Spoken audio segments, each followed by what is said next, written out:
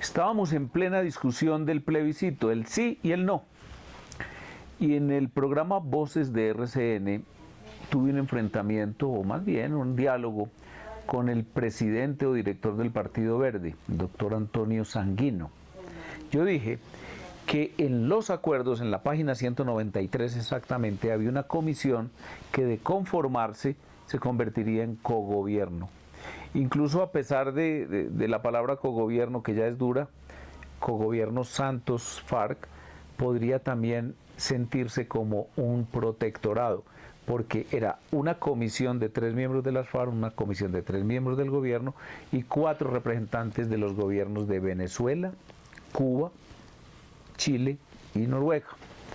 Inmediatamente Antonio Sanguino dijo, eso es mentiras, ¿cómo se le ocurre? ¿A quién se le va a caber en la cabeza que una tal comisión pueda ser cierta? Y le dije, Antonio, mire, es la comisión de verificación, página 193, exactamente el acuerdo.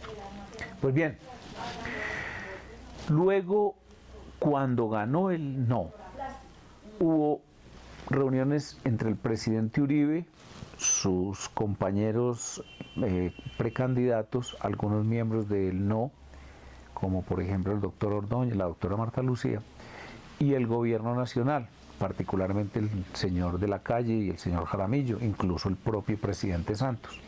Y el presidente Uribe insistentemente le dijo, uno de los puntos inaceptables para el no es esa comisión de la página 193, una comisión que va a tener unas funciones tales que prácticamente va a cogobernar o gobernar a Colombia durante 12 años. Pues bien, ganó el no, pero el gobierno impuso el acuerdo como si hubiera ganado el sí. Cuando fuimos a revisar qué había cambiado respecto a esta comisión de la página 193, el único cambio, que es casi maquillaje, fue que le quitaron la comisión técnica. Era una comisión técnica hecha por una ONG o una universidad gringa que se llama CROC.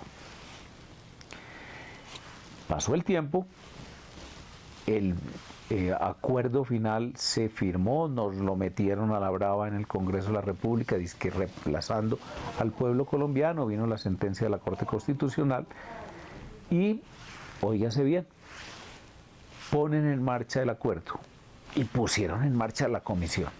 La comisión es, repito, 3 miembros de las FARC, 3 miembros del gobierno, 4 miembros de gobiernos extranjeros. Funciona durante los 6 primeros meses en Cuba y posteriormente se traslada a Bogotá, pero va a tener siempre como una especie de control, como una especie de seguimiento, como una especie de tutoría de todo lo que haga el gobierno de Colombia, el Congreso de Colombia y los jueces de Colombia. Hace poco en la revista Semana el doctor Pedro Medellín, que es gobiernista, dijo, ¿cómo así? ¿Y esa comisión de cuándo acá se instaló? Fuimos a buscar y encontramos el decreto 1995 del año 2016, es decir, de diciembre, que instaló la tal comisión. 3 miembros del gobierno, el doctor Pardo, el doctor Jaramillo y el ministro del Interior, el doctor Cristo, con 3 miembros de las FARC, cogobiernan a Colombia.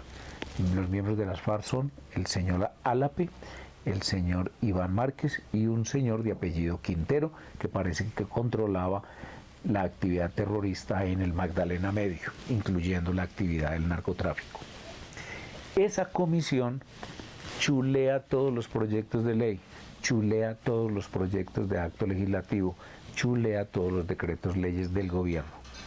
Y óigase bien, yo sí observaba en el Senado que cuando algún miembro del Congreso tenía una proposición para modificar los llamados acuerdos o proyectos del Fast Track, el señor ministro del Interior hacía llamadas, consultas, cuchicheaba y seguramente algunos de sus asesores llamaban a Cuba.